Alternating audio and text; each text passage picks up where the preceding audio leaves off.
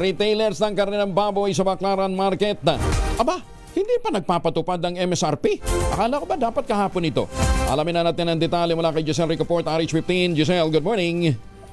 Good morning, Kuyang Angel. Hindi pa nagpapatupad ng maximum suggested retail price sa karne ng baboy ang mga retailer dito sa Baclaran Market sa Parañaque City. Ang katwiran ng mga nagtitinda, hindi nila kayang ibaba sa 380 kada kilo ang presyo ng liempo at 350 naman sa pigi at kasim. Ang hango raw kasi nila sa mga dealer hindi naman nagbaba ng presyo, kaya kung susund nila ang MSRP, palugi silang magbebenta ng karne ng baboy. Mabibili pa rin sa 450 pesos kada kilo ang parehong liempo kasi mas tigre dito sa pamilihan, habang 350 pesos naman ang kada kilo ng pata at ng ribs. Nakiusap ang mga retailer sa Agriculture Department na kausapin ng mga supplier o dealer na magbaba ng presyo upang bumaba rin ang retail.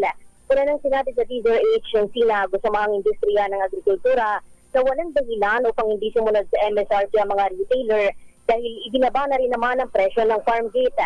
Pero ayon naman sa mga retailer dito sa pamilihan, mataas pa rin sa 321 pesos kada kilo ang farm gate sa Batangas.